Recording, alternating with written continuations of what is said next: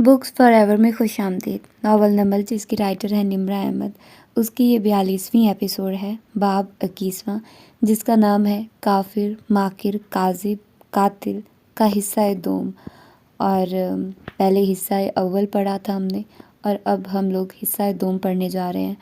اور آپ لوگ جیسا کہ دیکھ ہی رہے ہیں کہ کہانی کتنی اچھے موڑ پر آ گئی ہے، اور آپ بھی کتنی کوئی بری ہے اس نے جان بوجھ کر بولا ہے ایسا، اور فارس کو بھی بہت زیادہ غصہ آیا، لیکن خیر اب دیکھنا یہ کہ اب آگے کیا ہوتا ہے۔ تو جلدی سے سٹارٹ کرتے ہیں اس ایپیسوڈ کو بغیر کسی دیر کے، لیکن پہلے آپ لوگ اس چینل کو سبسکرائب کر لیجئے، ٹھیک ہے، تاکہ میں زیادہ موٹیویٹڈ ہو کر آپ لوگوں کو اچھے اچھے ناول جلدی پرووائڈ کروں۔ تو جلدی سے اس چینل کو سبسکرائب کیجئے بغیر کسی دیر کے۔ تو آئیے جلدی سے سٹارٹ کرتے ہیں اس ناول کو اب مزید کسی دیر کے۔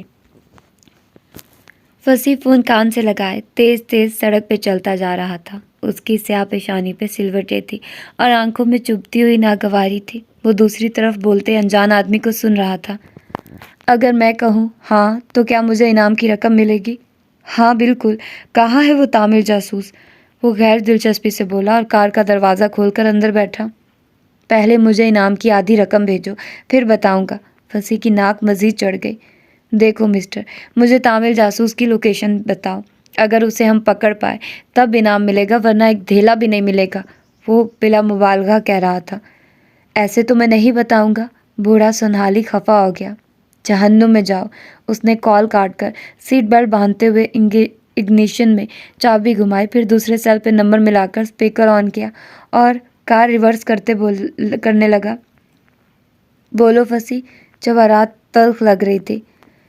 میم ابھی تک ان دونوں کا پتہ نہیں چل رہا۔ دونوں کے پوسٹرز الگ الگ بنوائے ہیں، سعدی کا تامل جاسوس کے نام سے اور خاور کا بگڑے ذہنی توازن والے لاپتہ فرد کے نام سے، مگر لوگ بوگس کال کرتے ہیں، پھر وہ اوور سمارٹ بن کر انعام کا ایڈوانس مانگ کر رفو چکر ہونا چاہتے ہیں۔ روز 10 جگہوں پہ ان کی اطلاع ملتی ہے، میرے بندے بھاگ کر جاتے ہیں، مگر سب فراڈ ہوتا ہے۔ مجھے اس تفصیل سے دلچسپی نہیں ہے، جب وہ مل جائے تو جو تمہیں کرنا ہے وہ کر گزرنا۔ اور اس کا راجر میم سننے سے قبل ہی جواہرات فون رکھ چکی تھی۔ وہ اس وقت اپنے بستر میں لیٹی تھی، سادہ نائٹ شرٹ میں ملبوس، بالوں کو گول مول باندھے، لحاف لپیٹے۔ وہ سست اور بدمزہ سی لگتی تھی۔ بیڈ کی پائنتی کی طرف سٹول پہ بیٹھی فیونا اس کے پیروں کا مساج کر رہی تھی۔ مسز کاردار، کیا میری انجو ہمیشہ کے لیے واپس آ گئی ہے؟ دفتن اس نے جھکی نگاہوں کے ساتھ پوچھا۔ جواہرات نے آنکھیں کھول کر ناگواری سے اسے دیکھا۔ اپنے دماغ کو آرام دو فیونا، کون کدھر جائے گا یہ میں طے کرتی ہوں۔ اب وہ تمہاری ہیڈ ہے، اس کو عزت دو۔ پھر اپنا پیر درشتی سے پیچھے کو کھینچا۔ فیونا کے ہاتھ خالی رہ گئے۔ دور ہٹو، میرا سارا موڈ خراب کر دیا، بات تیار کرو میرے لیے۔ چند منٹ مزید سرکے اور پھر وہ لاؤنج کی سیڑھیاں چڑھتی دکھائی دی۔ زمرد بنا آستین کے لمبا گاؤن پہنے، بال جوڑے میں باندھے، تازہ میک اپ اور زمرد جڑے آویزیں پہنے، وہ تازہ دم لگ رہی تھی۔ شیرو کا کمرہ اندھیر تھا۔ وہ اسٹڈی کی طرف چلتی آئی۔ اندر بتیاں جلی تھی اور سامنے کمپیوٹر ٹیبل پہ ہاشم چند کتابیں کھولے بیٹھا کام کرتا نظر آ رہا تھا۔ شرٹ کی آستین کونیوں تک موڑے، وہ کتاب میں سے کچھ پڑھ کر نوٹ پیڈ پہ لکھتا جا رہا تھا۔ وہ اس کے قریب آئی، اس کے کندھے پہ نرمی سے ایک ہاتھ رکھا اور دوسرا اس کی میز پہ رکھے وہیں کھڑی ہو گئی۔ جی ممی، وہ سر اٹھائے بنا منہمک سا بولا۔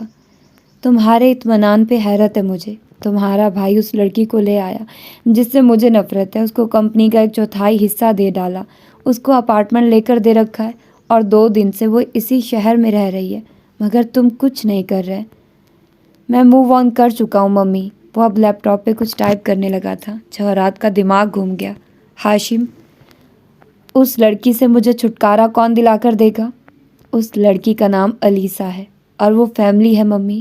ہاشم، ممی، اس نے اینک اتار کر رکھی اور سنجیدگی سے اسے دیکھا۔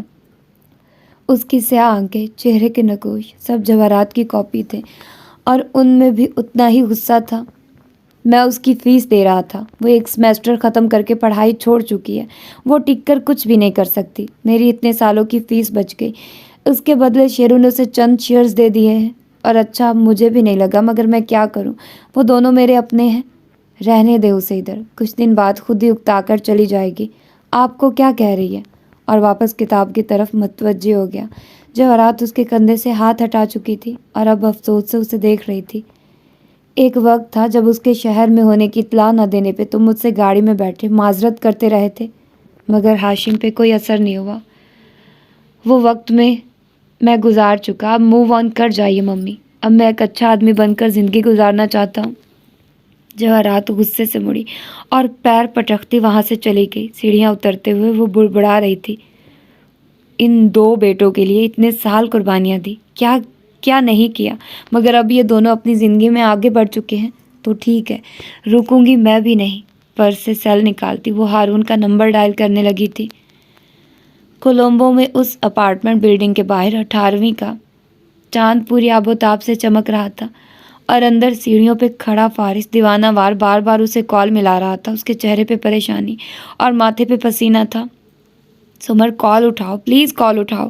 وہ موبائل کان سے لگائے بڑبڑا رہا تھا، مگر دوسری طرف وہ فون آف کر چکی تھی۔ فارس نے فون کان سے ہٹایا، مڑ کر غصے سے اوپر فلیٹ کی طرف دیکھا جہاں آپ بھی گم ہوئی تھی، اور پھر لمبے لمبے ڈگ بھرتا سیڑھیاں پھلانگتا اوپر آیا اور فلیٹ کا دروازہ کھولا۔ تیز قدموں سے راہداری عبور کی اور لاؤنج میں بیٹھی آبی کے سر پہ جا پہنچا، جو میز پہ پڑے کھانے کے پیکٹ سمیٹ رہی تھی۔ یہ کیا تھا؟ وہ بلند آواز سے گھرایا تھا۔ آبی نے سکون سے چہرہ اٹھایا، پھر اس کے برہم تاثرات دیکھ کر آنکھوں میں حیرت ابھری۔ کیا ہوا؟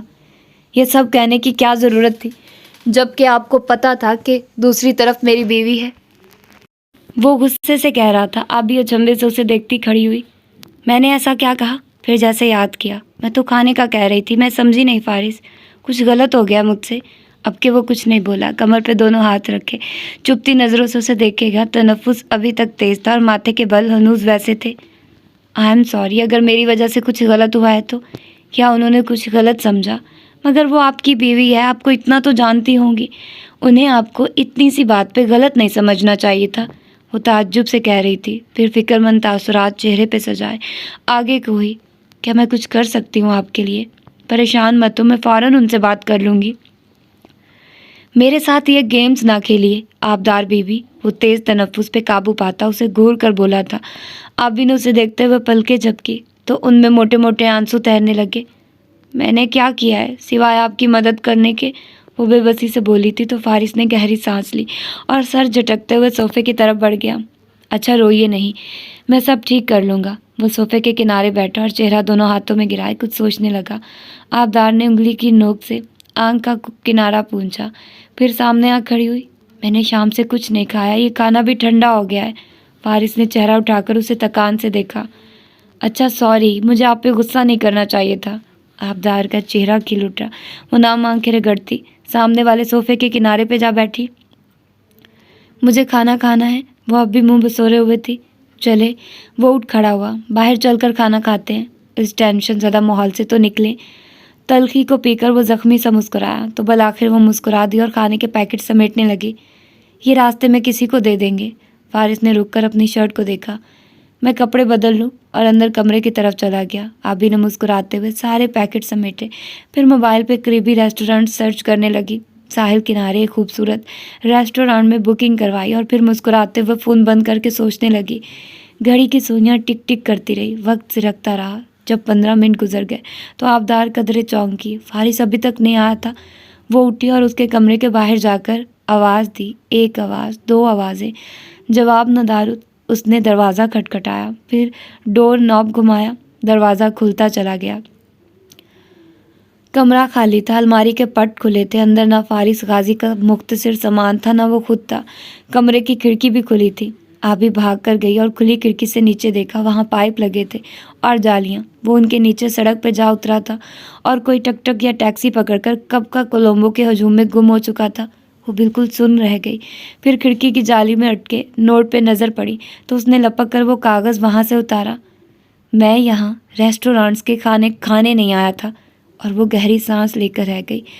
محبت اور جنگ میں سب جائز ہو یا نہ ہو، محبت کرنے والوں کے ساتھ جنگ کرنا سراسر ناجائز ہوتا ہے۔ وہاں سے چند کلومیٹر دور وہ ٹیکسی سے اتر کر بیگ کندھے پہ ڈالے، دوسرے ہاتھ میں موبائل پہ نمبر ملا رہا تھا۔ وہ اب زمر کو فون نہیں کر رہا تھا، وہ اپنا ادھورا کام مکمل کر رہا تھا۔ فون کان سے لگایا تو ایک نسوانی آواز ابھری، ہیلو صباحت، میں بول رہا ہوں۔ فارس؟ آواز میں خوشگوار حیرت ابھری۔ کیسے ہو فارس، اتنے عرصے بعد؟ میں ٹھیک ہوں۔ شاید، وہ زخمی سا مسکرایا، شاید یعنی ٹھیک نہیں ہو؟ کیا میں کچھ کر سکتی ہوں؟ وہ چند لمحے خاموش رہا۔ جب پہلی دفعہ جیل گیا تھا تو آپ نے کہا تھا کہ آپ میرے لیے کچھ نہیں کر سکی، کیونکہ فارس آئی ایم سو سوری، میں کچھ نہیں کر سکی۔ میں نے بہت کوشش کی مگر یہ ممکن نہیں ہو سکا۔ تم نے جو میرے لیے کیا تھا اس کا بدلہ میں ساری زندگی نہیں چکا سکتی۔ وہ شدید ممنونیت سے کہہ رہی تھی۔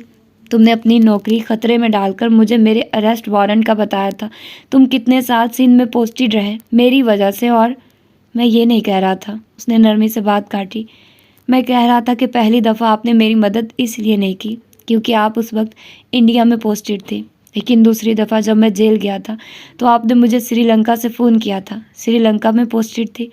مجھے احسان کا بدلہ مانگنا، کرب سے آنکھیں بند کی۔ بالکل اچھا نہیں لگ رہا مگر مجبور ہوں، جہاں اتنے کرائم کر چکا ہوں وہاں ایک اور صحیح۔ فارس، وہ اداسی سے مسکرائی تھی۔ تم نے جو میرے لیے کیا وہ جرم بھی تھا، اپنی نوکری کے ساتھ خیانت بھی، دھوکہ بھی اور غیر قانونی بھی، مگر وہ غلط نہیں تھا کیونکہ کچھ چیزیں قانون سے اوپر کی ہوتی ہیں۔ تم کل بھی بے گناہ تھے اور کل بھی رہو گے۔ وہ ہلکا سا مسکرایا۔ کیا آپ اب بھی کولمبو میں پوسٹڈ ہیں؟ سبز بیلوں سے ڈھکے بنگلے میں رات کے اس پہر مکمل خاموشی تھی۔ زمر اپنے کمرے میں چلی گئی تھی اور سیم کے سوالوں کا اس نے اسے بتا دیا ہے کہہ کر جواب دیا تھا۔ آگے نہ سیم نے پوچھا نہ حنین نے۔ انا تو وہیں لاؤنج میں نیچے بیٹھی، لیپ ٹاپ میز پہ رکھے اس کے ساتھ لگی ہوئی تھی۔ امی اپنے کمرے میں اپنے وظیفوں اور دعاؤں میں مشغول تھی۔ سیم انا کے ساتھ بیٹھا تھا۔ بڑے ابا بھی وہیل چیئر گھسیٹتے ان کے ساتھ آ رکے تھے اور اب فکر مندی سے بار بار انا سے پوچھتے تھے، کیا تم سعدی کو ڈھونڈ سکتی ہو؟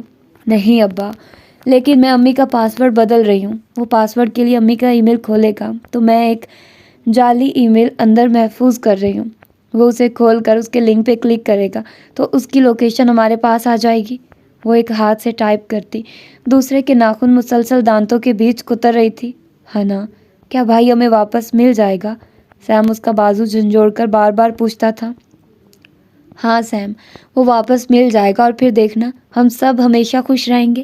حنین کو یہ بہت آسان لگتا تھا۔ کاش کہ ہمیں وہیں شادی ملے جسے ہم نے کھویا تھا حنین۔ ابا کی آواز غم زدہ ہو گئی۔ ہنا نے مڑ کر استفہامیہ نظروں سے انہیں دیکھا۔ کیا مطلب؟ وہ چہرہ نیچے گرائے بس سر ہلا کر رہ گئے۔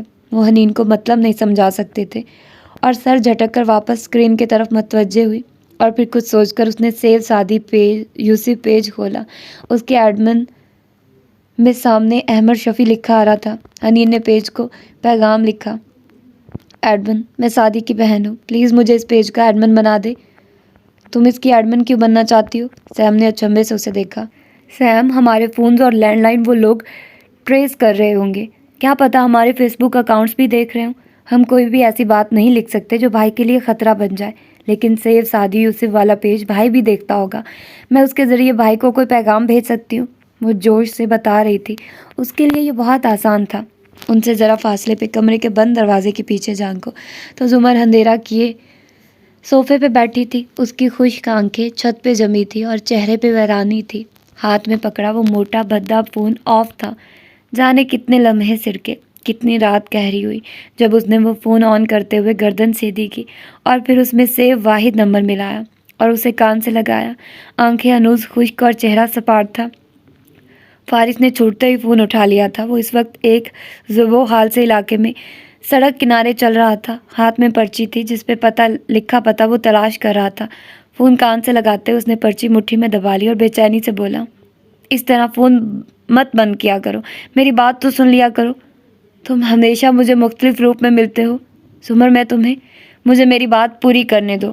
وہ صوفے پہ پیر اوپر کر کے بیٹھی، سر جھکائے، انگلیاں مروڑتی کہہ رہی تھی، پہلے تم میرے ایک بھولے بسرے رشتے دار تھے، پھر اسٹوڈنٹ بن گئے، پھر ایک ایسے اسٹوڈنٹ رہ گئے جو وقت پڑنے پہ مجھے فیورز دے دیا کرتا تھا، پھر تم میرے سامنے ایک قاتل کی حیثیت سے آئے جس نے اپنی بیوی کو مارا، اپنے بھائی کو مارا اور مجھے بھی مارنے کی کوشش کی، پھر تم صرف ایک قیدی رہ گئے جو سفید کرتے شلوار میں ملبوس، بالوں کی پونی بنائے مجھے کبھی کبھار کچہری میں نظر آتا تھا۔ پھر تم مجھے ایک چال باز کہہ دی لگے جس نے مجھے استعمال کر کے جیل توڑنے کی کوشش کی. پھر تم مجھے ایک ایسے رہا ہونے والے انسان جیسے لگے جو گنہگار ہوتے ہوئے بھی قانون کا مذاق اڑا کر جیل سے نکل آتا ہے. پھر مجھے لگا تم ایک منتقم مزاج انسان ہو جس نے اپنا رشتہ ٹھکرائے جانے کا بدلہ مجھ سے لیا تھا. جب تم سے شادی کر لی تو تم ایک بے حس اور سرد آدمی لگتے تھے مجھے، جسے جو کہہ لو اسے فرق نہیں پڑتا تھا. پھر آہستہ آہستہ مجھے لگا تم وہ نہیں ہو جو لگتے ہو، جو ہمیشہ لگتے تھے. تم بے گناہ لگنے لگے مجھے، یہاں تک کہ مجھے یقین آ گیا کہ تم بے قصور ہو مگر بے وقوف ہو، جو اپنے دشمن سے ناواقف ہو. پھر تم میرے شوہر بن گئے اور ایک محبت کرنے والے وفادار آدمی جیسے لگنے لگے مجھے. مگر آج رات وہ رکی. تیز تیز بول کر اس کو سانس چڑھ گیا تھا. دوسری طرف وہ بالکل خاموشی سے سن رہا تھا. آج رات لگا کہ تم ان میں سے کچھ بھی نہیں ہو، تم ایک اداکار ہو صرف. مگر اب یہ نہیں لگ رہا. اب کیا لگ رہا ہوں میں تمہیں؟ وہ تحمل سے بولا تھا. ایک انسان، صرف ایک انسان جو اگر زندگی سے اپنے حصے کی خوشیاں لینا چاہے تو اس میں کسی کو اعتراض نہیں ہونا چاہیے. بس پھر تمہیں مجھے یہ نہیں کہنا چاہیے تھا کہ میں تمہاری بیوی بنوں. ایک آنسو اس کی آنکھ سے ٹوٹ کر چہرے پہ لڑک گیا. کیا تم میری بات سنو گی؟ اس کی ضرورت نہیں ہے. تم ہمیشہ کہتے ہو ہم نے الگ ہو جانا ہے اور مجھے نہیں پتا کہ کیوں. لیکن اگر الگ ہی ہو جانا ہے تو تم میری طرف سے آزاد ہو. جو کرنا ہے کرو، مجھے تم سے کوئی گلہ نہیں ہے. میں اور تم کبھی ساتھ نہیں چل سکتے.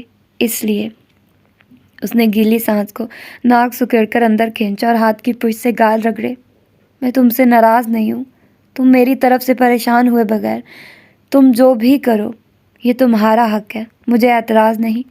وہ سڑک کنارے ایک دیوار سے ٹیک لگائے کھڑا سنجیدگی سے دوسری طرف سے آتی زمر کی آواز سن رہا تھا. آخر میں تلخی سے مسکرایا. عظیم ڈسٹرکٹ پروسیکیوٹر صاحبہ نے ہمیشہ کی طرح اپنی کہی، اپنی سنی اور فیصلہ سنا دیا. ٹھیک ہے، جو تم چاہو. اور اسی سنجیدگی سے موبائل نیچے کیا اور کال کاٹ دی. پھر سر جھٹک کر آگے بڑھ گیا.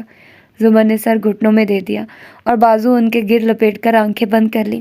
اب ہر طرف پھر سے اندھیرا ہو گیا تھا اور اسی اندھیر رات میں احمد جب لیپ ٹاپ کھول کر بیٹھا تو نئے پیغام نے اسے چونکایا. اسے پڑھ کر اس نے بلا کسی تردد کے حنین یوسف کو اپنے پیج کا ایڈمن بنا دیا.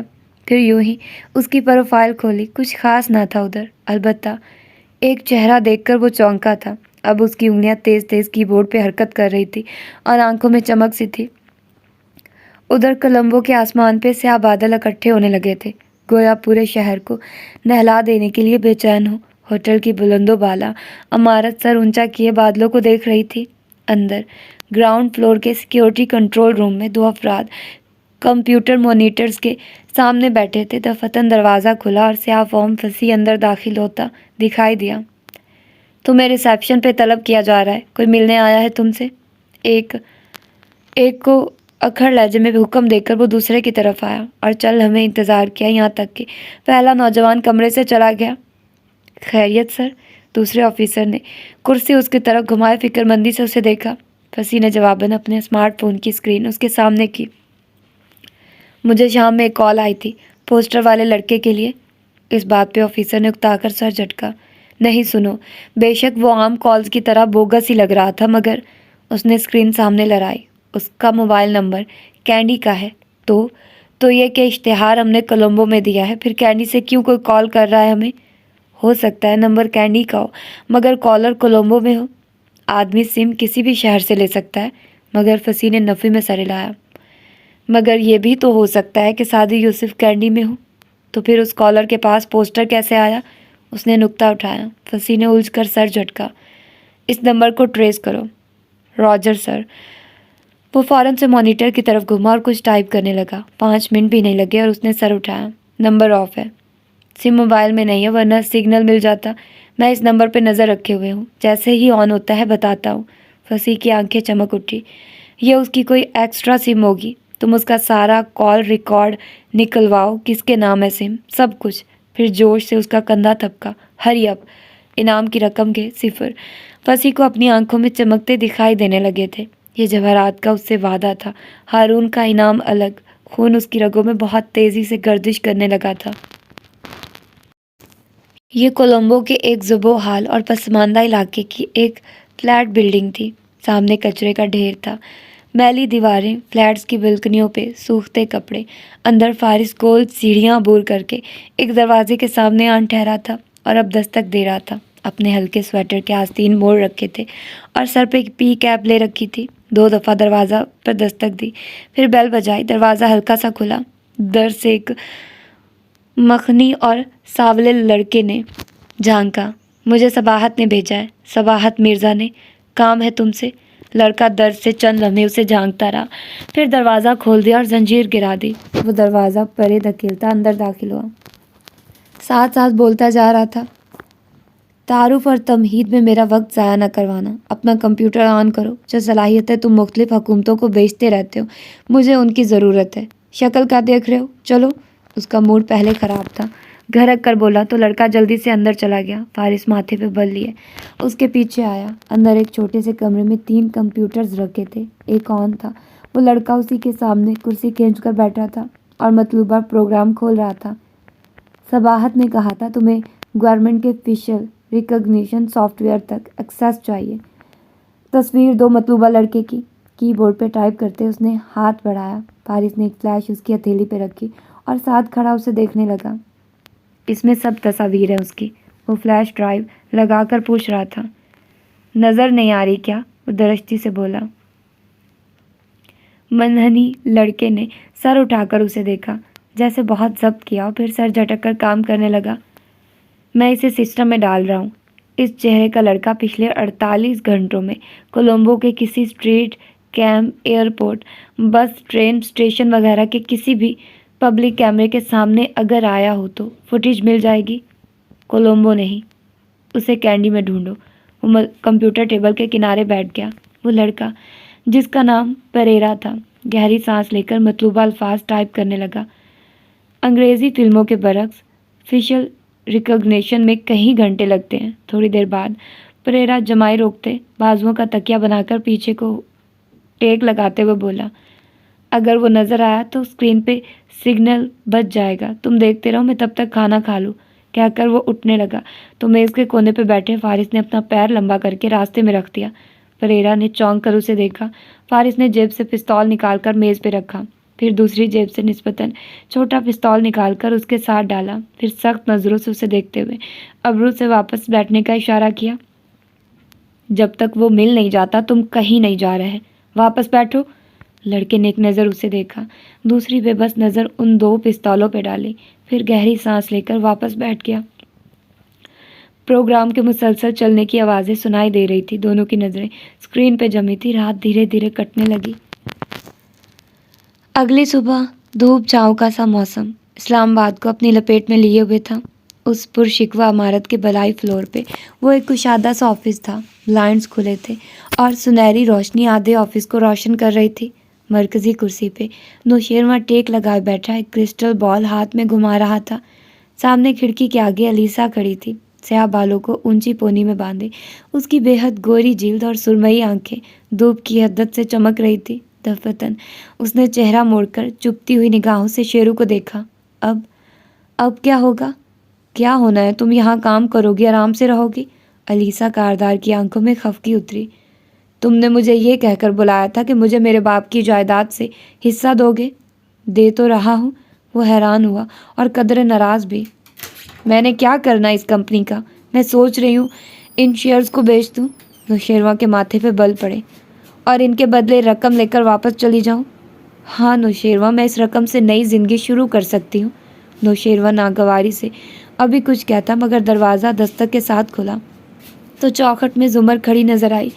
سیاہ کوٹ اور سفید لباس میں ملبوس، گھنگریالے بال آدھے باندھے وہ مسکرا رہی تھی، بالکل پرسکون، پر اعتماد اور اپنی ناک کی نت کی طرح تازہ دمکتی ہوئی۔ رات والے واقعے کا شائبہ تک چہرے پہ نہ ملتا تھا۔ آئیے مسز عمر، وہ اپنائیت سے کہتا اٹھا۔ اسے دیکھ کر ہمیشہ شیرو کو تقویت ملتی تھی۔ تھینک یو نوشیروان، وہ مسکرا کر کہتی آگے آئی۔ ہیلو الیسا، ایک نظر اسے دیکھا۔ وہ بس صبح بخیر کہہ کر رہ گئی، البتہ سینے پہ لپیٹے بازو کھول کر پہلو میں گرا دیے تھے، اور جو پہلے بے نیازی سے کھڑی تھی اب الرٹ سی ہو گئی تھی۔ میں صرف اطلاع دینے آئی تھی۔ کرسی کھینچ کر بیٹھتی وہ نرمی سے گویا ہوئی اور پرس میز پہ رکھا۔ مجھے صبح ہاشم کا فون آیا تھا۔ نوشیروہ کے چہرے پہ بے چینی سی پھیلی۔ وہ آگے کو ہو کر بیٹھا اور ہاتھ باہم پھنسا کر میز پہ رکھے وہ کہہ رہا تھا کہ علیسا چاہے تو آفس میں کام کرے، چاہے تو اپنے شیئرز اسے بیچ دے، وہ ان کے بدلے ایک خطیر رقم دینے کو تیار ہے۔ ایسا نہیں ہو سکتا۔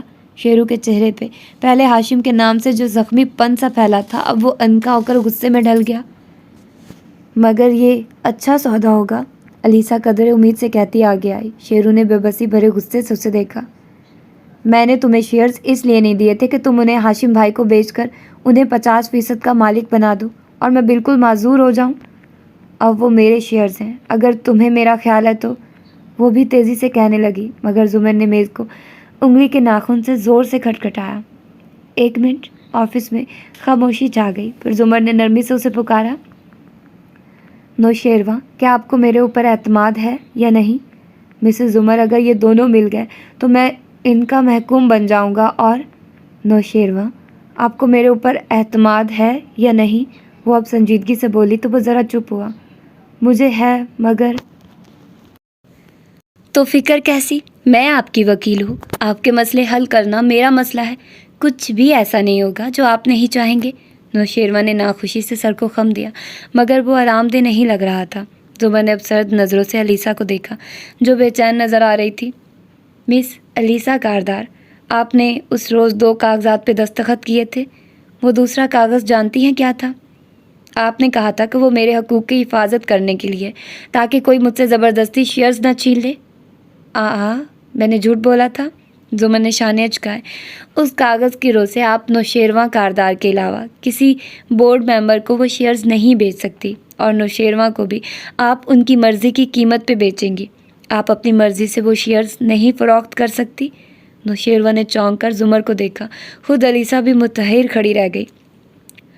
اور یہ شرط کمپنی کے بائی لاز کے سیکشن 18 کی شق بی کے عین مطابق ہے۔ آپ ہاشم کو وہ بیچ ہی نہیں سکتی۔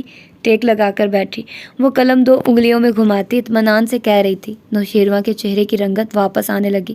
وہ سیدھا ہو کر بیٹھا۔ علیسا نے سرمئی آنکھیں بے بسی بھرے غصے کو دیکھا، زمر کو دیکھا۔ آپ نے مجھے مس گائیڈ کیا۔ کیوں مسز زمر؟ کیونکہ میں آپ کی نہیں، نوشیروہ کاردار کی وکیل ہوں۔ آپ کو دولت کمانی ہے علیسا، تو آپ کو کام کرنا ہوگا۔ دنیا کا کوئی کاروبار ایسا نہیں ہے جو انسان کو بٹھا کر کھلا سکے۔ آپ نوشیروہ کا گفٹ یوں اڑا نہیں سکتی۔ پھر چہرہ گھما کر نوشیروہ کو دیکھا، چونکہ ہاشم نے علیسا کو کام کرنے کی اجازت دے دی ہے تو آپ اپنے بھائی سے صلح کر لیں، وہ آپ سے سب سے زیادہ مخلص اور وفادار ہے۔ نوشیروہ پہلے سے بہتر نظر آنے لگا تھا۔ گردن دوبارہ اکڑ گئی تھی۔ میں اس بارے میں بات نہیں کرنا چاہتا۔ وہ چھڑی ڈال کر پانی کی گہرائی دیکھ چکی تھی، سو علیسا سے مخاطب ہوئی، نوشیروہ کے ساتھ کام کریں اور کمپنی کو ترقی دلائیں۔ یہ اس احسان کا بدلہ ہوگا جو اس نے آپ پہ کیا ہے۔ مگر اس فیری ٹیل نصیحت سے وہ دونوں بیزار تھے۔ مخالف سمتوں میں رخ کیے وہ ذہن میں اپنے تحفظ اور اپنی بقا کے تانے بانے بن رہے تھے۔ وہ جانے لگی تو علیسا کسی خیال سے جاگی۔ مسز عمر، کیا میں حنین سے مل سکتی ہوں؟ نہیں، وہ یک لفظی جواب دے کر دروازے کی طرف بڑھ گئی۔ علیسا چپ رہ گئی۔ وہ مسلسل اضطرابی انداز میں انگلیاں مروڑ رہی تھی۔ کولمبو پر سورج نے سنہری شربت انڈیل دیا تھا۔ سارا شہر سونے میں نہا گیا تھا۔ فصیح نے اپنے فلیٹ سے نکلتے وقت فون کان پہ لگائے فکر مندی سے پوچھا، اس کینڈی والے شخص کا فون آن ہوا یا نہیں؟ میں تمہاری طرف آ رہا ہوں، تم اس نمبر کو نظر میں رکھنا۔ اور پھر فون بند کر کے کار کی طرف بڑھ گیا۔ کینڈی کی پہاڑیوں کے بیچ سڑک کنارے بنی کافی شاپ کے اندر کا ماحول نرم گرم سا تھا۔ کچن میں سادی ایپرن پہنے کھڑا برتن ترتیب سے رکھ رہا تھا۔ اس نے اپنی ٹرک کو مزید سحر انگیز بنانے کے لیے خاص برتن بھی منگوائے تھے۔ خود باہر جانے کی غلطی وہ نہیں کر رہا تھا۔ اگر وہ کسی اسٹریٹ کیم کی زد میں آ گیا تو وہ لوگ اسے ڈھونڈ لیں گے، وہ جانتا تھا۔ کام ختم کر کے وہ کونے میں آیا اور کامنی کا لیپ ٹاپ کھولا اور اسٹول پہ بیٹھ گیا۔ کی بورڈ پہ دونوں ہاتھ رکھے وہ Facebook account log in کرنے لگا، پھر آنکھیں حیرت سے سکیڑی۔ پاس ورڈ نہیں لگ رہا تھا۔ اس کے ذہن میں کلک سا ہوا، फुर्ती से उसने फेसबुक बंद किया और कंप्यूटर ऑफ कर दिया। उसे मज़ीद अम्मी के अकाउंट को नहीं खोलना था। किसी को पता चल गया था कि वो अकाउंट खोल रहा है और यकीनन उसके लिए कोई जाल बिछा कर रखा गया होगा। हो सकता है वो हनीन हो, मगर वो ख़तरा नहीं ले सकता था। वापस कोलंबो में आओ तो कंप्यूटर स्क्रीन के सामने बैठे खटाखट टाइप करते हुए शख्स ने नफ़ी में सर हिलाया। वो नंबर अभी तक ऑन नहीं हुआ। वो चेयर के पीछे आ खड़ा और सोचती नज़रों से स्क्रीन को देखा। क्या ऑफ नंबर को ट्रेस नहीं किया जा सकता? नहीं, जब तक वो नंबर ऑन नहीं होगा हम उसको ट्रेस नहीं कर सकते। अब मुड़कर सवालिया नज़रों से उसका चेहरा देखा। वो कुछ सोच रहा था। वो कैंडी में है, मुझे इसका यकीन है। ऐसा करो, इस नंबर को अभी छोड़ो, तुम एक और काम करो। वो आगे पीछे टहलते हुए सोच रहा था, क्या करूं? इतने बड़े कैंडी में एक शख्स को ढूंढना नामुमकिन है। डार्क नेट पे उसका पोस्टर देखा है ना तुमने? उस पे मौजूद इनामी रकम का निस्फ दूंगा अगर हमने उसे पकड़ लिया तो। मुझे यकीन नहीं है तुम उसको ढूंढ कर उसे गोली मार दोगे, मुझे मालूम है। कंप्यूटर स्क्रीन की तरफ वापस घूमते उसने खफकी से कहा था, अब बताओ कैसे ढूंढेंगे हम उसे? वो सोचते हुए बोलने लगा। वो कहीं किसी महफूज जगह पनाह लिए हुए है। वो खुद को महफूज समझता है उधर, इसीलिए बाहर नहीं निकल रहा। हम उसे बाहर निकालेंगे, मगर कैसे? उसने चौंक कर मुड़कर देखा। मेरे और तुम्हारे बरक्स वो एक अच्छा इंसान है, रहम दिल और मेहरबान।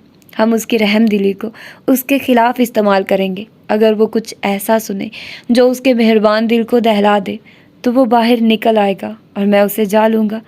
यानी कि हम उसके लिए जाल बिछाएं। गुड, लेकिन ऐसा क्या हो सकता है जिसे सुनकर वो निकल आए? और मुड़कर दोबारा स्क्रीन को मायूसी से देखा। वो नंबर अभी तक ऑन नहीं हुआ। जुमर घर में दाखिल हुई, चीज़ें हसीना को पकड़ाई, उसको मार्केट से चंद अद्वियात लाने के लिए भेजा और ख़ुद डाइनिंग हॉल में चली आई। हना कुर्सी पे पैर ऊपर किए बैठी थी। चाय के 2 खाली मग साथ रखे थे और वो लैपटॉप पे नज़रें जमाए बैठी थी। भाई ने एक दफ़ा फेसबुक खोला, पासवर्ड बदला हुआ देखकर ईमेल नहीं खोली। वो जैसे पीछे हट गया है। वो नम आंखों से स्क्रीन को देखती कह रही थी। सैम भी रात वाले कपड़ों और बिखरे बालों के साथ करीब बैठा था, चेहरे पे मायूसी थी। सैम उठो, अम्मी और बड़े अब्बा को बुलाओ। क्यों पुप्पो? सैम ने अचंभे से उसे देखा। क्योंकि हमें एक फैमिली मीटिंग करनी है उसामा यूसुफ, तहकम से कहकर वो सरबराही कुर्सी के पीछे आ खड़ी हुई। उसामा ढीला सा उठ गया। हना उसी तरह दिल महसूस कर बैठी रही। अभी दोपहर नहीं हुई थी, सो नुजरत घर पे ही थी। वो आई और फिक्रमंदी से बारी बारी उन सब के चेहरे देखते पहली कुर्सी पे बैठी। सैम अब्बा की व्हील चेयर भी धकेलता ले आया, फिर स्लाइडिंग डोर बंद कर दिया। मुझे आप सबसे बात करनी है, वो कुर्सी की पुश्त पे दोनों हथेलियां जमाए कह रही थी। सब उसे ही देख रहे थे सिवाय हनीन के। जुमर आगे आई, लैपटॉप के पावर बटन पे उंगली रखकर उसे दबाया। स्क्रीन ऑफ हो गई। हना ने हड़बड़ाकर उसे देखा। जुमर, मैं भाई के लॉगिन का इंतज़ार। मैंने कहा हम एक फैमिली मीटिंग करने जा रहे हैं तो तुम्हें मतवज्जे होना चाहिए। अगर तुम्हारा भाई राब्ता नहीं कर रहा तो उसकी कोई वजह होगी। वो डपट कर बोली तो हनीन बेदिली से सीधी होकर बैठी। कल रात आप सब ने मुझे इल्ज़ाम दिया। नहीं भाभी, मेरी बात सुनिए। ये मामले में आप लोगों से बेहतर डील कर सकती हूँ और चाहे आप मुझसे बड़े हों, आपको इन मामलात में मेरी बात माननी होगी। नुदरत को लब खोलने से पहले ही उसने खामोश करा दिया। फारिस और मैंने ये सब छुपाया, इसलिए नहीं कि हमें राज रखने का शौक़ है, बल्कि इसलिए कि ख़तरनाक राज बम की तरह होते हैं। उन्हें हम अपने अपनों के हाथों में इसलिए नहीं देते कि उनकी ज़रा सी लापरवाही उन्हीं पे कोई ट्रेजेडी न ले आए। मगर अब आप लोग जान ही गए हैं तो सुने। बारी बारी सबकी तरफ नज़रें घुमाती वो 2 टोक अंदाज में कह रही थी और सब ध्यान से उसे सुन रहे थे। कारदार इज़्ज़तदार लोग हैं, वो करप्ट हैं, सब जानते हैं, मगर वो कातिल हैं, ये कोई नहीं जानता। हम जानते हैं, मगर वो नहीं जानते कि हम जानते हैं। जिस दिन वो जान गए उस दिन ज़मीन हमारे लिए तंग हो जाएगी। उस दिन को अभी नहीं आना चाहिए, कम अज़ कम जब तक हमारा सादी हमारे पास नहीं है तब तक नहीं। इसलिए आप सब दोबारा इन अल्फाज को नहीं दोहराएंगे। उसका लहजा अब भी बेलचक था। कोई अब इस बात का जिक्र नहीं करेगा कारदार क्या कर चुके हैं, आप जैसे जानते ही नहीं। वो लोग हमारे फ़ोन टैप कर रहे हैं, हमारी कॉल सुन रहे होंगे। कोई भी फ़ोन पे या ऐसे भी किसी से इस बात का जिक्र नहीं करेगा, बल्कि हर कॉल में आप यूँ मायूसी का इजहार करेंगे कि जैसे हम अभी तक शादी के बारे में बेखबर है। अभी जंग का वक्त नहीं आया, अभी हमने खुद को नॉर्मल जाहिर करना है। اسامہ تم کل سے اسکول جاؤ گے بلا ناغہ، اور بھابھی آپ 1 گھنٹے کے لیے بھی ریسٹورینٹ سے غائب نہیں ہوگی، کیونکہ ہماری ہر نقل و حرکت پہ وہ لوگ نظریں رکھے ہوں گے۔ ہمیں ان کو شک کا موقع نہیں دینا، ہمیں ان کو اپنی طرف سے پرسکون رکھنا ہے، سب نارمل ایکٹ کریں گے۔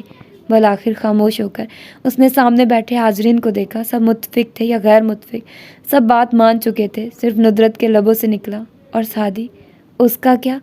ان کی آواز تک کام گئی۔ سمر نے میز سے اپنا پرس اور سیل فون اٹھاتے ہوئے بے نیازی سے جواب دیا، فارغ سنبھال لے گا، اور دروازے کی طرف بڑھ گئی۔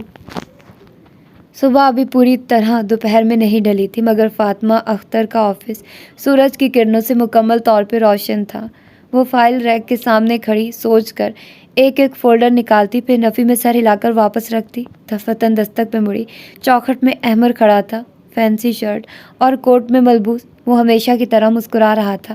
فاطمہ نے بھی مسکراتے ہوئے اسے اندر آنے کا اشارہ کیا۔ اور صبح سویرے جناب احمد شفیع نے مجھے یہ اعزاز کیوں کر بخشا؟ وہ اپنی سیٹ پہ تکن سے گرتے ہوئے بولی۔ احمد تیزی سے آگے آیا اور کرسی کھینچ کر بیٹھا۔ مجھے معلوم ہے میں آج کل کسی کو وقت نہیں دے پا رہا، میری جاب بہت ٹف ہوتی جا رہی ہے۔ تم کرنل خاور سے بہتر غلام بننے کی کوشش کر رہے ہو، مگر وہ بیسٹ تھا۔ احمد کے چہرے پہ سایہ سا لہرایا، مگر پھر سر جھٹک کر آگے کو ہوا۔ میں نے تمہیں حنین یوسف کو ریسرچ کرنے کے لیے کہا تھا۔ وہ کلین ہے احمد، میں نے بہت ڈھونڈا، مجھے کچھ نہیں ملا۔ فاطمہ نے شانے جھکائے۔ کوئی بھی کلین نہیں ہوتا فاطمہ۔ وہ زخمی سا مسکرایا، پھر اپنا ٹیب اس کے سامنے رکھا۔ کل رات اس نے مجھے میسیج کیا کہ میں اسے سیف سعدی یوسف کا ایڈمن بنا دوں، تو بنا دو، اس کے بھائی کے نام کا پیج ہے وہ۔ بات یہ نہیں ہے، وہ دبے دبے جوش سے بول رہا تھا، بات یہ ہے کہ میں نے پہلی دفعہ اس کی فیس بک پروفائل دیکھی ہے۔ میں کب کی دیکھ چکی ہوں، اس میں کچھ نہیں ہے۔ وہ بیزار آ گئی تھی۔ اس میں واقعی کچھ نہیں ہے، مگر اس میں کوئی ہے، کہہ کر اس نے اسکرین فاطمہ کے سامنے کھڑی کی۔ وہ اچنبھے سے آگے ہوئی۔ یہ ایک لڑکی ہے، حمیرہ نام کی۔ اس نے اپنے باپ کی پکچر کو پروفائل پکچر کے طور پہ لگا رکھا ہے۔ FYI، یہ آدمی ایک بورڈ کا OCP تھا، اور اس کو جسٹس سکندر نے قتل کر دیا تھا۔ اسی ویڈیو کو سعدی اور میں نے استعمال کیا تھا۔ فارس کا نام نہیں لے سکا، چپ ہو گیا۔ اوکے، تو یہ کہ اس کی بیٹی اور حنین یوسف فرینڈز تھی۔ سعدی نے مجھے کہا تھا۔ وہ ندامت لے کر OCP کے گھر گیا تھا جب اس کو وہ کیمرہ ملا۔ وہ گلٹی تھا، مگر کیوں؟ وہ تو کبھی OCP سے نہیں ملا تھا، پہلی دفعہ ان کے گھر گیا تھا۔ جب یہ بات میں نے غازی اور مسز عمر کو بتائی تو وہ چھوٹی لڑکی بھی ساتھ بیٹھی تھی، اور اس کی شکل عجیب سی ہو رہی تھی۔ اس نے کچھ ایسا کیا تھا جس پہ سعدی گلٹی تھا۔ فاطمہ بالآخر دلچسپی سے آگے کو ہوئی۔ مگر کیا؟ یہی جاننے کے لیے میں نے اس لڑکی کا اکاؤنٹ ہیک کیا۔ حنین کا نہیں، وہ خطرناک ہے۔ میں نے اس حمیرہ کا اکاؤنٹ ہیک کیا اور حنین سے اس کی گفتگو پڑھی، 2 سال پرانی گفتگو۔ اور جانتی ہو مجھے اس سے کیا معلوم ہوا؟ کیا؟ فاطمہ سانس روک کے سن رہی تھی۔ OCP کی بڑی بیٹی کی ویڈیو کسی کے پاس تھی۔ انہوں نے حنین سے مدد مانگی۔ حنین نے کہا کہ انکل خود آ کر مجھ سے کہیں۔ پھر گفتگو سے لگتا ہے کہ کام ہو گیا۔ چند ماہ بعد حنین نے اس سے اس کے ابو کا نمبر مانگا اور کہا کہ وہ ان سے بات کرنا چاہتی ہے۔ اس کے بعد حنین نے اس کو کوئی میسیج نہیں کیا۔ سارے میسیج اسی لڑکی کے ہیں۔ وہ گلہ کر رہی ہے کہ حنین ابو کی وفات پہ آئی بھی نہیں، نہ تعزیت کا فون کیا۔ حنین نے جواب نہیں دیا۔ وہ گلٹی تھی، مگر کس چیز پہ؟ یہی میں نے سوچا۔ جس دن اس OCP کو فون کیا گیا ہوگا اسی دن ان کی موت ہوئی۔ حنین موت کی اصل وجہ سے واقف نہیں تھی۔ اس نے سمجھا کہ اس کی وجہ سے ہوا ہے یہ۔ تمہیں کیسے پتا کہ یہ اس کی وجہ سے ہوا ہے؟ کیونکہ فاطمہ اس دن اس کا بورڈ کا رزلٹ آؤٹ ہوا تھا۔ حنین مجھ سے کس بات پہ چڑھتی تھی؟ جب میں نے اس سے اس کے رزلٹ کا پوچھا، میں نے کہا تھا آپ نے نقل مار کر تو ٹاپ نہیں کیا تھا کیا؟ فاطمہ اس نے نقل سے ہی ٹاپ کیا تھا۔ اس نے ویڈیو ہٹانے کے لیے اس لڑکی کے باپ سے کیا مانگا ہوگا؟ اس نے بعد میں انجینئرنگ میں کیوں داخلہ نہیں لیا؟ وہ میرے منہ سے کون سا ذکر سن کر میری طرف سے انسیکیور فیل کرنے لگی، اتنا کہ اس نے مجھے یہ تاثر دیا جیسے غازی کو میری شکایت لگا رہی ہو۔ وہ یہی راز چھپا رہی ہے۔ اس نے ایکسائٹمنٹ سے میز پہ ہاتھ مارا۔ اتنی جھوٹی اور چلاک لڑکی میں نے پہلی دفعہ دیکھی ہے۔ فاطمہ نے جھرجھری لی۔ مسٹری حل ہو گئی تھی۔ میں نے کہا تھا نا، کوئی بھی کلین نہیں ہوتا۔ مسکرا کر कतियत से कहता वो उठ खड़ा हुआ। फातिमा ने एकदम चौंक कर सर उठाया। लेकिन तुम उनकी फैमिली के दोस्त हो, इस राज का क्या करोगे? ये तो बेकार है तुम्हारे लिए। वो जो एक पजल हल करके फातेह और मुतमईन सा उठ रहा था, जाते जाते रुक कर उसे देखा और फिर जख्मी सा मुस्कुराया। हर राज की कीमत होती है फातिमा, कभी ना कभी किसी न किसी तरह वो हमारे काम आ सकता है। वीकेंड पे मिलते हैं। चाबियों वाला हाथ हिलाकर वो बाहर निकल गया और फातिमा सोचती रह गई। सादी यूसुफ को उस कॉफ़ी शॉप में काम करते चौथा रोज़ होने को आया था। बूढ़े संहाली रूपा संगी ने अभी तक अपना फ़ोन नंबर ऑन नहीं किया था। वो कुछ दिन में कोलंबो जाकर खुद से इस मामले की तहकीक करने का इरादा रखता था। कामनी सादी के काम से खुश थी और 4 दिन में उसने देखा था कि 4-5 लोग पढ़ कर आए थे और अपने साथ मज़ीद मेहमान भी लाए थे। कामनी का बेटा इसी तरह खामोश सा कोने में बैठकर सबको देखता रहता था। उस सुबह सादी किचन में खड़ा डिश वॉशर में सेट कर रहा था जब उसे कामनी की आवाज़ सुनाई दी। ये तो मोंचू जितना है। सादी हाथ पूंछता बाहर आया तो देखा वो गर्दन ऊंची किए एक हाथ कमर पे रखे खड़ी अफसुर्दगी से टीवी देख रही थी। क्या हुआ? कैंडी में बम ब्लास्ट हुआ है, कामनी ने मुड़े बगैर कहा। सादी की नज़रें टीवी तक गई। तुमने नहीं देखा? सुबह से ये खबर चैनल पर चल रही है। गैर मुसद्दका इत्तला है कि एक औरत जहां बहक हो गई है और उसका बच्चा ज़ख्मी है। अस्पताल वाले उसका इलाज नहीं कर रहे क्योंकि वो गैर कानूनी है। गैर कानूनी लफ्ज़ पे सादी नज़रें चुराता अंदर को मुड़ा। जब वो बोली, बेचारी फिलिपिनो औरतें नौकरी के लिए कितने धक्के खाती हैं और उसके बच्चे को कैंसर है। वो एकदम ठहर गया, बिल्कुल शल साकित। फिर धीरे से मुड़ा, निगाहें उठाई। स्क्रीन पे उस बच्चे की ज़ख्मी तस्वीर नज़र आ रही थी। तस्वीर देखकर उसका सांस थम गया। वो मैरी एनजीओ का बच्चा था। कॉफ़ी शॉप की ऊपरी मंजिल पे एक छोटा सा कमरा था जिसमें एक पलंग रखा था। अलमारी का दरवाज़ा शीशे का बना था। एक तरफ छोटा सा गुसल खाना था। कमरे में खिड़की ना थी। सादी खामोश सा बैठ के किनारे बैठा था। सोचे दिलो दिमाग में तूफान बर्पा कर रही थी, शोर ही शोर। फिर उसने चेहरा उठाया और अलमारी के दरवाजे में अपना अक्स देखा। उस तरह फिरे सर और बड़ी शेव वाला सादी परेशान नज़र आता था। मैरी का ही बच्चा है वो, मैं पहचानता हूँ, मगर वो तो अमेरिका में ज़ेरे इलाज था ना, यहाँ कैसे आ गया? आईने में उसको अपना अक्स उसी तरह पलंग किनारे बैठा हुआ नज़र आ रहा था। दफतन उसके अकब में एक और अक्स उभरा। वो टी शर्ट पहने, क्लीन शेव और घुंघराले बालों वाला लड़का था। पुराना सादी, तुम्हें कैसे पता कि वो अमेरिका में था? मैरी ने बताया था। बेड किनारे बैठे लड़के ने एहतजाज किया। मैरी ने तो ये भी कहा था कि तुम इंडिया में हो। मैरी को खुद भी मालूम ना हो शायद कि उसका बेटा इधर ही है। तुमने मैरी को इस्तेमाल करके जेल तोड़ी। उन्होंने इस जुर्म की पादाश में मैरी और उसके बेटे को धमाके में हादसाती मौत का शिकार करना चाहा। नहीं, वो नफ़ी में सर हिला रहा था। ये ट्रैप है। वो मुझे बाहर निकालना चाहते हैं। मैरी का बच्चा बिल्कुल ठीक होगा और ख़ुद मैरी भी। और अगर ऐसा ना हुआ, अगर तुम्हारी वजह से वो मर गई हो और उसका बच्चा आज बेमियारों मददगार पड़ा हो, तो पूछ किसकी होगी? शफ़ी अहमद, घुंघराले बालों वाले लड़के ने तंज और मलामत से पूछा था। मैं अब तुम्हारी तरह नहीं रहा, मैं बदल गया हूँ। मैं नहीं जाऊँगा। ये फंसी का कोई प्लान है। वो दबा दबा सा चीखा था। लोग नहीं बदला करते, तुम भी नहीं बदल सकते। शफ़ी, दरवाज़ा खटका तो वो चौंका। चौखट में कामनी खड़ी थी। सादी ने चौंक कर आईने में देखा। वो अक्स अब गायब हो चुका था। वो वहाँ तन्हा था। नीचे आ जाओ, गाहक आए हैं।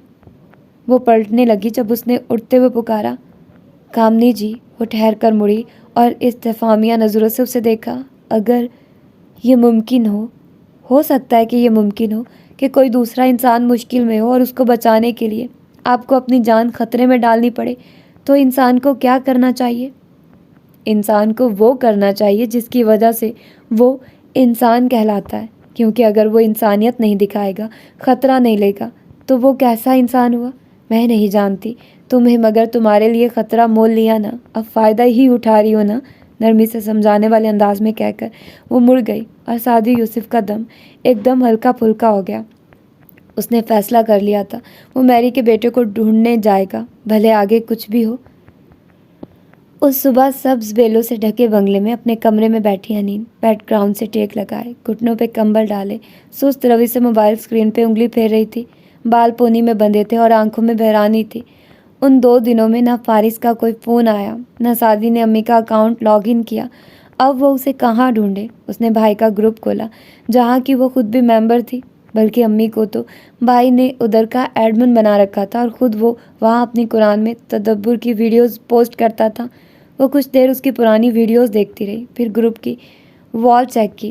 لوگ اب بھی قرآنی آیات، لیکچرز اور اپنے اپنے تدبر پوسٹ کرتے تھے، مگر سادی والی بات کہاں تھی؟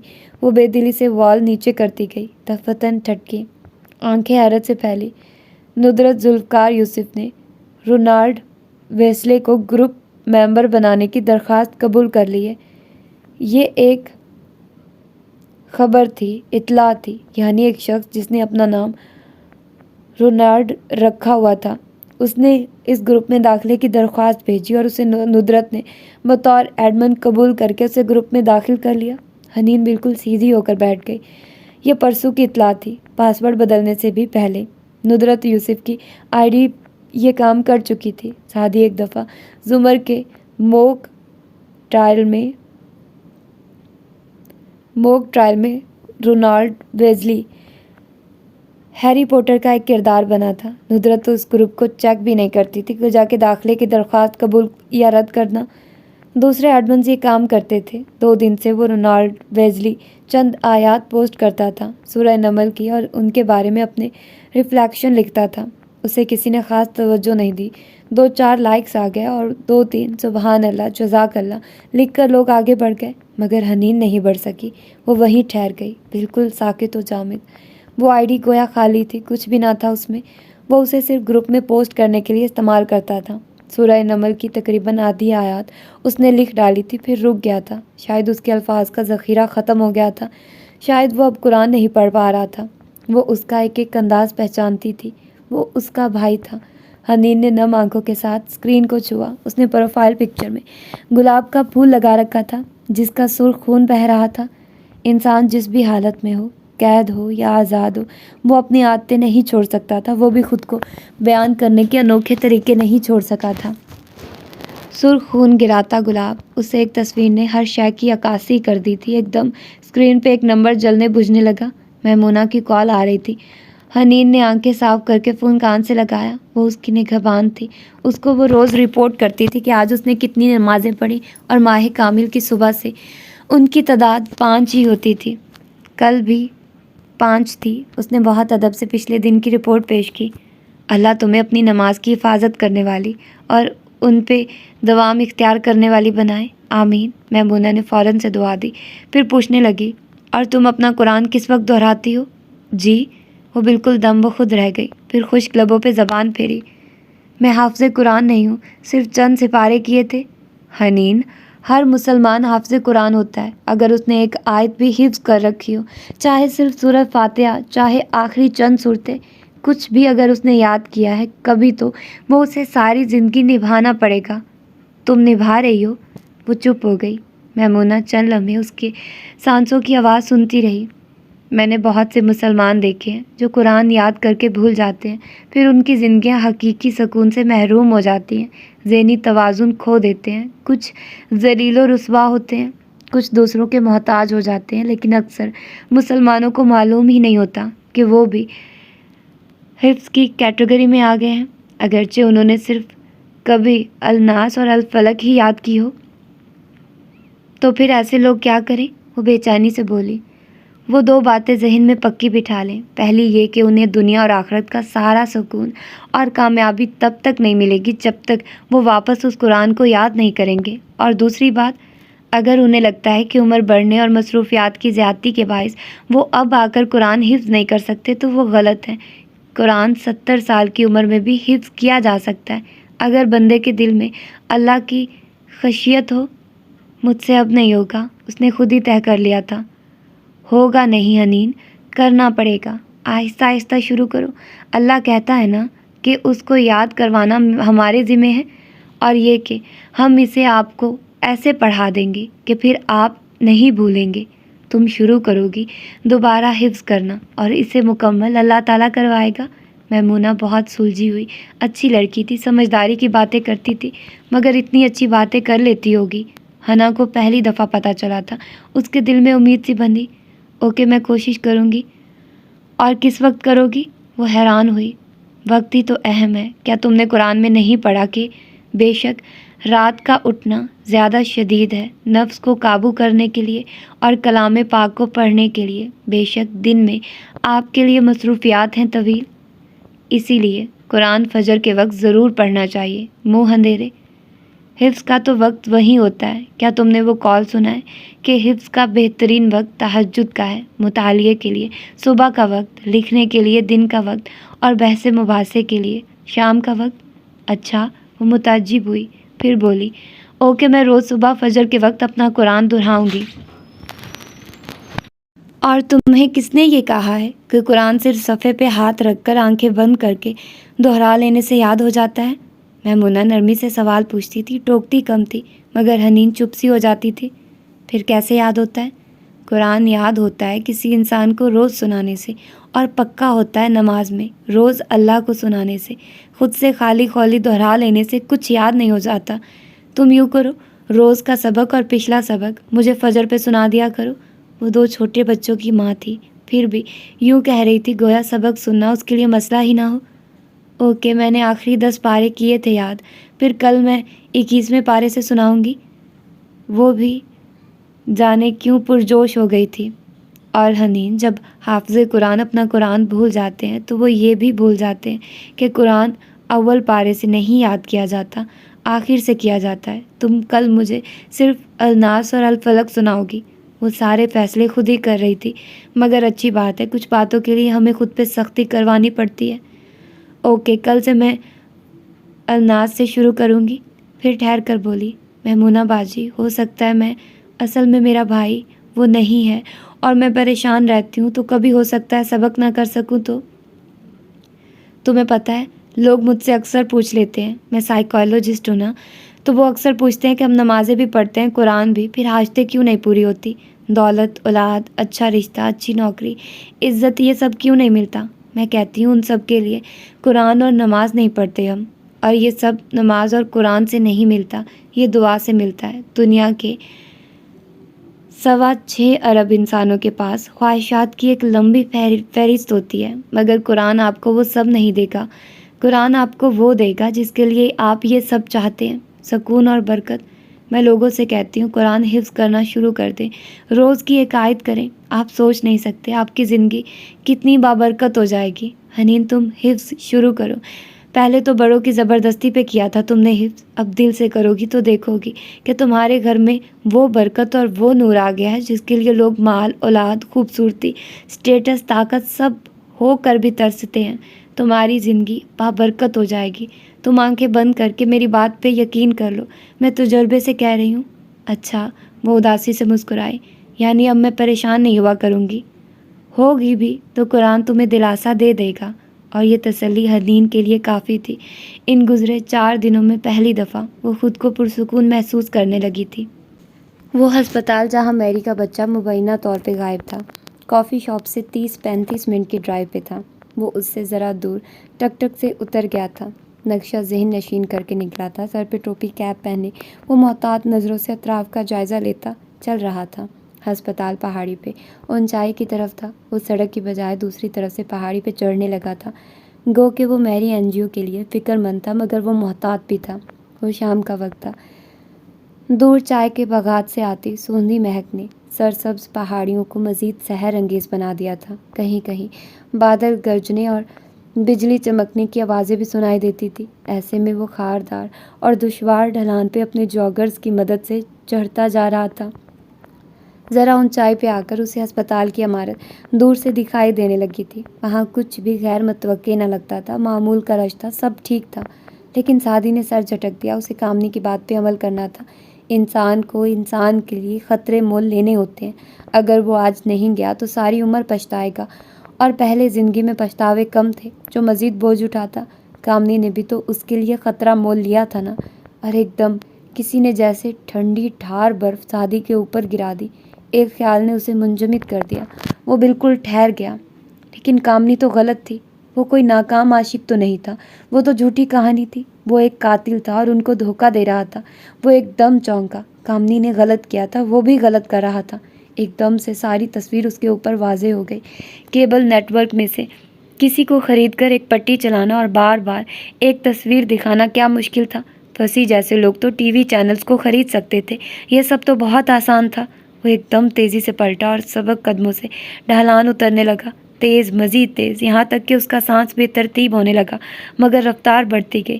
یہ سب ایک پھندا تھا، وہ جان گیا تھا، اسے اب کوئی شک نہیں رہا تھا، اور اب اسے جلد از جلد وہاں سے نکلنا تھا۔ وہ پہاڑی سے اتر کر سڑک پہ آ گیا اور سر جھکائے تیز تیز چلنے لگا، مگر جلد ہی اسے احساس ہوا کہ کوئی اس کے پیچھے ہے۔ اس نے مڑ کر دیکھا، کوئی نہیں تھا، مگر کوئی تھا۔ سعدی کو ٹھنڈے پسینے آنے لگے، وہ مزید تیز چلنے لگا۔ اس کی حساسیت اب پہلے سے کہیں تیز ہو چکی تھی، کوئی اس کے عقب میں تھا، فاصلے سے اس کا پیچھا کر رہا تھا، مگر سعدی اس کو دیکھ نہیں پا رہا تھا۔ جلد ہی بازار کا رش والا حصہ شروع ہو گیا، وہ اب تیزی سے لوگوں کے درمیان راستہ بناتا تقریباً بھاگنے لگا تھا، مگر کوئی مسلسل اس کے تعاقب میں تھا۔ سعدی یوسف کی چھٹی حص بار بار سرخ سگنل بجا رہی تھی اور اس کے سینے میں دھڑکتے دل کی رفتار بے قابو ہو رہی تھی۔ ایک گلی کا موڑ مڑ کر وہ ایک دم بھاگنے لگا، اندھا دھند آگے پیچھے کے لوگوں کو ہاتھ سے پرے ہٹاتا۔ وہ بے قابو تنفس اور سفید پڑے چہرے کے ساتھ دوڑتا جا رہا تھا۔ وہ دیکھ لیا گیا ہے، وہ پکڑ لیا گیا ہے، یہ خیال جان لیوا تھا۔ بازار کی حدود سے وہ نکلا تو ایک کالونی شروع ہو گئی جیسے مری میں ہوتی ہیں، اونچی نیچی ڈھلان والی سڑک۔ وہ بار بار مڑ کر پیچھے دیکھتا بھاگ رہا تھا۔ دفعتاً اسے احساس ہوا کہ پیچھے اب کوئی نہیں ہے، وہ گلی میں تنہا تھا۔ شام ڈھلتی جا رہی تھی، مغرب کی نلاہٹ گہری ہو رہی تھی، ایسے میں وہ رک کر پیچھے دیکھنے لگا۔ اسٹریٹ میں سکون تھا، سکوت، سب ٹھیک تھا۔ سرخ الارم بند ہو گیا تھا، اس کا تعاقب کار اب وہاں نہیں تھا۔ ایک گہری سانس لے کر وہ واپس مڑا تو کسی نے زور سے اس کے منہ پہ مکہ دے مارا۔ سعدی دوہرا ہو کر نیچے کو گرا، اس کا دماغ گھوم گیا تھا۔ پتھریلی سڑک پہ ہاتھ رکھ کر اس نے سر اٹھانا چاہا۔ تعاقب کار کے جاگرز اسے صاف نظر آ رہے تھے، مگر اس سے پہلے کہ وہ اٹھ پاتا اس شخص نے یکے بعد دیگرے بوٹ اور مکے سے 2-3 ضربیں رسید کی۔ چند لمحوں کے لیے سعدی یوسف کا ذہن تاریکی میں ڈوب گیا، ہر شے، ہر احساس سن ہو کر رہ گیا، جیسے ساری دنیا ختم ہو گئی تھی، جیسے موت آن پہنچی تھی اور وہ ایک بے حس و حرکت لاش بن چکا تھا۔ اسے اتنا احساس ہو رہا تھا کہ اس کی آنکھیں بند اور گردن ڈھلکی ہوئی ہے اور کوئی اسے کندھوں سے پکڑ کر گھسیٹتا ہوا ایک طرف لے کر جا رہا ہے۔ رات گہری ہو رہی تھی، بارش کی بوندیں ٹپ ٹپ برس رہی تھی، اس کی آنکھوں پہ بادلوں سے برستی نمی پڑی تو ذہن کی تاریکی چھٹنے لگی۔ تعاقب کار نے سعدی کو درختوں کے ایک جھنڈ سے گزار کر کچی زمین اور گھاس پہ ایک طرف لا پھینکا تھا۔ سامنے ایک جھیل تھی، گھپ اندھیرے میں وہ جگہ کینڈی کی درجنوں جھیلوں کی طرح سنسان پڑی تھی۔ تکلیف کے باوجود سعدی نے جیب میں ہاتھ ڈالتے تیزی سے اٹھنا چاہا، مگر جیب خالی تھی۔ کیا تم اس پستول کو ڈھونڈ رہے ہو سعدی یوسف؟ وہ جو گھٹنوں کے بل زمین پہ ہتھیلیاں رکھے اٹھنے لگا تھا اپنے سامنے اس کی پستول لہرانے پہ، وہ بالکل ٹھہر گیا، منجمد ہو گیا، اور پھر اس نے شکست سے سر گرا دیا، اسی طرح زمین پہ گرے ہوئے، جھکے ہوئے گہرے گہرے سانس لیتا۔ وہ گویا ڈھہ چکا تھا، وہ اس آواز کو پہچانتا تھا۔ تو کیا لگا تھا تمہیں؟ میرے ساتھ یہ گیمز کھیل کر تم چھپ جاؤ گے؟ تمہیں لگا میں تمہیں نہیں ڈھونڈ سکوں گا؟ غصے سے بولتے اس نے سعدی کے اس کندھے پہ بوٹ مارا جس پہ نوشیروہ نے گولی ماری تھی۔ درد کی ایک لہر اٹھی تھی جسے دبانے کو اس نے دانت پیستے ہوئے سر مزید نہاڑ دیا۔ تمہیں معلوم ہے میرے لیے کیبل نیٹ ورک پہ ایک خبر چلانا کتنا آسان تھا؟ تمہیں واقعی لگا میں تمہیں تمہارے ہول سے نہیں نکال سکتا؟ وہ اس کے گرد طواف میں گھومتے ہوئے کہہ رہا تھا، اور بات ختم کر کے اس نے زور سے اس کی ٹانگ پہ بوٹ سے ٹھوکر ماری، بالکل وہاں جہاں شیرو نے گولی ماری تھی۔ سعدی کرا کر مزید دوہرا ہو گیا، بارش اسی طرح ہلکی ہلکی برس رہی تھی۔ پھر بھی مجھے لگا تم نہیں آؤ گے، مجھے اپنی تلاش میں مزید خوار کرو گے، مگر نہیں۔ میری انجیو اور اس کا بچہ تمہارے لیے سب سے زیادہ اہم ہے، ان کے لیے تم آئے۔ اور پھر اس کی کمر پہ بوٹ سے ٹھوکر ماری۔ وہ گھٹنوں کے بل زمین پہ بیٹھا تھا، اس ٹھوکر پہ درد سے مزید آگے کو جھک گیا، مگر اس نے کوئی مزاحمت نہیں کی، بس ہتھیلیوں سے زمین پہ رینگنے لگا۔ وہ مشکل چند قدم آگے بڑھ پایا کہ میں کتنا خوار ہوا تمہاری تلاش میں، اور تم یہاں کینڈی میں چھپے بیٹھے ہو۔ تمہیں واقعی لگا کہ تم مجھ سے چھپ سکتے ہو؟ اس نے سعدی کو گردن سے پکڑ کر آگے کھینچا اور جھیل کے پانی میں اس کا چہرہ ڈبو دیا، ساتھ ہی وہ غصے سے بولتا جا رہا تھا، تمہیں لگا میں تمہارے پیچھے نہیں آؤں گا؟ تمہیں لگا تم یوں چھپ کر بیٹھ جاؤ گے اور سب صحیح ہو جائے گا؟ بزدل انسان! उसे ज़ोर की डुबकी देकर उसने उसका सर निकाला और छोड़कर सामने जा खड़ा हुआ। सादी ने कोई मज़ाहमत नहीं की, बस गीला चेहरा ऊपर करके आंखें मूंदे गहरे गहरे सांस लेने लगा। 8 माह मैंने कैद में सोचा। सादी ने नीम गनूदा सी आंखें खोलकर नकाहत से सामने उफक पे डूबते सूरज को देखकर कहना चाहा कि वो क्या लम्हा होगा जब हम मिलेंगे। मुझे लगा था आप मुझे गले से लगाएंगे, मगर आप तो मुझे मार रहे हैं फारिस मामू। और ये कहने के साथ सादी ने भीगी आंखों का रुख फेरा और उसे देखा जो उसके सामने खड़ा था, झील की तरफ पुश्त किए और सादी की तरफ चेहरा किए। वो उसके सामने खड़ा था, जीन्स के ऊपर भूरी जैकेट पहने हुए था, बाल उसी तरह छोटे थे और माथे पे बल थे। वो उसके सामने खड़ा था, दोनों हाथ पहलुओं पे रखे, वो सुनहरी आंखों में शदीद गुस्सा लिए उसे घूर रहा था। अंधेरे में भी उसके चेहरे की बरहमी साफ दिखाई देती थी। वो उसके सामने खड़ा था, तड़ तड़ बरसती बारिश उसको भिगो रही थी। उसके खफा चेहरे पे पानी के कतरे लड़क रहे थे। फारिस गाजी उसके सामने खड़ा था। क्यों? उसने तकान से फारिस का चेहरा देखकर दोहराया। आप क्यों मुझे मार रहे हैं? इस बात पे फारिस मुड़ गया, सादी की तरफ कमर कर लिया और फिर तेजी से वापस घूमा और जोर का मुक्का सादी के जबड़े पे दे मारा। क्योंकि तुम इसी काबिल हो। ये पहली चोट थी जो बुरी तरह से लगी थी। सादी ने बेख्तियार मुंह पे हाथ रख के चेहरा झुका दिया, शदीद दर्द से आंखें मींच ली। पानी के कतरे उसके चेहरे पे मुसलसल गिर रहे थे और लबों से खून रसने लगा था। बहुत सा पानी आंखों में भी जमा हो रहा था, मगर हर आंसू अज़ियत का आंसू नहीं होता, ना वो खुशी का होता है, ना दुआओं की कबूलियत का, ना मोहब्बत का, ना शिकवे का। वो बस आंसू होता है और उसे बहना होता है। मैं समझा। सादी ने चेहरा झुकाए, आस्तीन से मुंह रगड़ा। ये फंसी होगा। वो तुम्हें मुझसे ज़्यादा नहीं जानता। जो उसे मालूम हो, हमारा यूनिवर्सल रहम दिल सादी किस बात पे निकलेगा अपने होल से। तंजिया साहब वो घर आया था, मैरी एनजीओ और उसका बेटा। दोनों हाथ उठाकर उसने बहुत हो गया वाले अंदाज में कहा। बस यही 2 अहम लोग रह गए थे तुम्हारी ज़िंदगी में, जो इनके लिए ख़तरा मोल लेने को तैयार हो गए। और तुम्हारा ख़ानदान, तुम्हारी माँ, तुम्हारे बहन भाई, वो सब जो तुम्हारी एक कॉल के लिए तरस रहे थे, उनका क्या? हाँ। और बात के इख्तिताम पे फारिस आगे आया और उसको गुद्दी से पकड़कर सर को नीचे झुकाकर गोया झुंझोड़ा, फिर झटके से उसे छोड़ा। सादी ने झुका सर नहीं उठाया। आंसू उसके चेहरे पे लड़क रहे थे, बारिश के कतरों जैसे आंसू।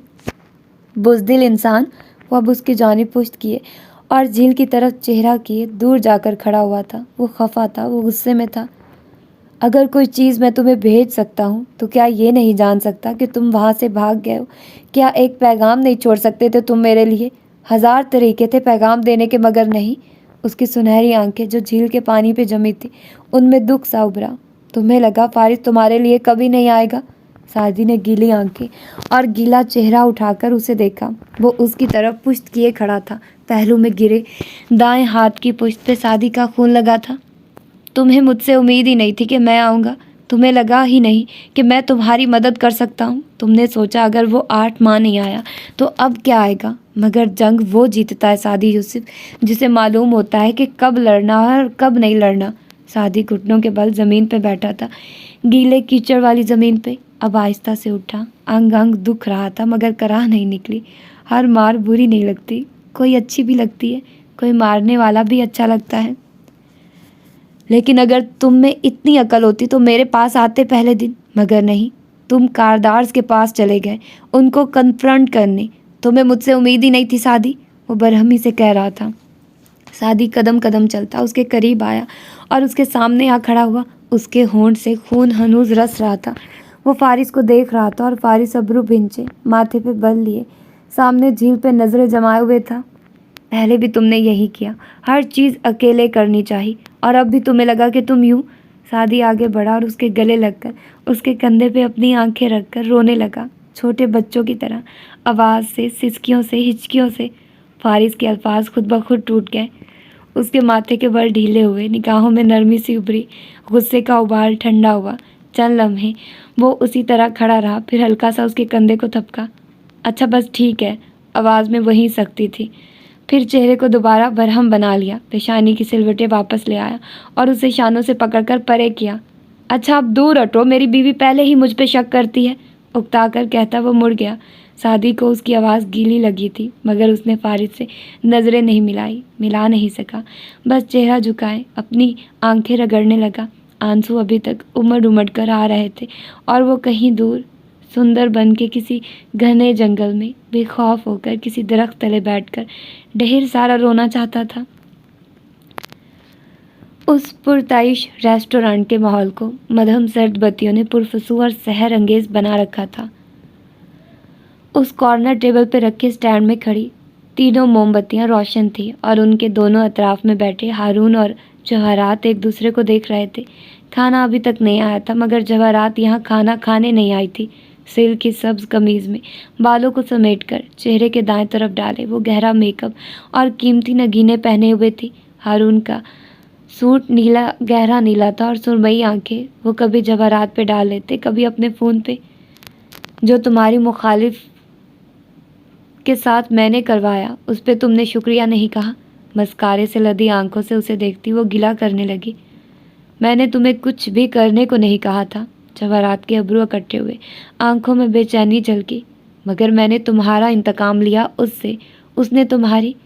جب میں نے تمہیں کہا ہی نہیں تو تم مجھے کیوں جتا رہی ہو؟ تم نے جو کیا اپنے لیے کیا۔ شانے اچکا کر انہوں نے گلاس سے گھونٹ بھرا۔ جواہرات پیچھے ہو کر بیٹھی اور سینے پہ بازو لپیٹے تیکھی آنکھوں سے انہیں دیکھنے لگی۔ تمہارا رویہ بدلا سا ہے۔ ہارون نے گلاس رکھ کر سنجیدہ چہرہ اس کی طرف موڑا۔ تمہارا بیٹا میرے گھر میں گھس کر مجھے ہی دھمکی دے کر جاتا ہے اور تم کہتی ہو کہ میرا رویہ بدل گیا ہے۔ جواہرات کے تاثر نرم پڑے، وہ ہلکا سا مسکرائی۔ میں اس کے لیے معذرت کر چکی ہوں۔ میں نے ہاشم کا ساتھ صرف اس لیے دیا تاکہ اس کو شک نہ ہو کہ سعدی کو مارنے کے لیے گارڈ کو ہم نے بھیجا تھا۔ ہم نے نہیں، تم نے بھیجا تھا۔ میں ان معاملوں میں شریک نہیں ہوں، صرف تمہارے لیے اپنے بندے پیش کر دیتا ہوں۔ انہوں نے سختی سے انگلی اٹھا کر تنبیہ کی۔ اچھا ٹھیک ہے، ہو گیا جو ہونا تھا۔ اس کا انداز بہلانے کا سا تھا۔ نرمی سے ان کے ہاتھ کو دبا کر بولی، اب وہ سب ماضی میں رہ گیا، کیوں نہ ہم اب مستقبل کی بات کریں۔ ہارون نے ایک نظر اس کے انگوٹھیوں سے مزین ہاتھ کو دیکھا جو ان کے ہاتھ پہ بہت لجاجت سے رکھا گیا تھا، پھر گہری سانس لے کر چہرے کی سلوٹیں ذرا کم کی۔ مستقبل؟ تمہارے ساتھ مستقبل گزارنے کے لیے مجھے تمہارا اعتماد کمانا تھا جو تم بھیک میں بھی نہیں دیا کرتی۔ کیا تمہیں لگتا ہے تم نے ابھی تک میرا اعتماد نہیں کمایا؟ وہ مسکرا کر بولی تو ہارون ذرا سا مسکرائے۔ کیا میں نے کما لیا ہے؟ جس طرح تم نے اپنے بندے میرے لیے پیش کیے، میرا ساتھ دیا، اس درد سر جیسے مسئلے سے نپٹنے کے لیے میرے دل میں تمہاری قدر مزید بڑھ گئی ہے، اور میں چاہتی ہوں کہ ہم ماضی کی ساری تلخ یادیں بھلا کر اپنے مستقبل کو تعمیر کریں۔ زرد روشنیوں سے مزین پرفسو ماحول میں وہ آس پاس لگی محفل سے بے نیاز بے خبر آنکھیں ان کی آنکھوں پہ جمائے ہوئے تھی۔ میں چاہتی ہوں ہارون کہ میں اورنگزیب کے دیے سارے زخموں کو اپنے دل سے خرچ کر تمہارے ساتھ زندگی کا ایک نیا باب شروع کروں۔ ہم دونوں ایک بن کر اپنے ایمبیشنز کے لیے جدوجہد کریں، دولت، طاقت، اپنی ہر شے کو اکٹھا کر لیں اور مل کر اپنے طبقے پہ حکمرانی کریں۔ اس کی آنکھوں میں چمک تھی۔ ہارون نے دلچسپی سے اسے دیکھا۔ اور تمہارے بیٹے؟ وہ کھلے ذہن کے ہیں، ان کو کوئی اعتراض نہیں ہوگا۔ ہمیں اس مہینے کوئی اناؤنسمنٹ کر دینی چاہیے تاکہ ہمارے حلقہ احباب میں سب کو پتہ چل جائے کہ میں، وہ جوش سے کہہ رہی تھی جب۔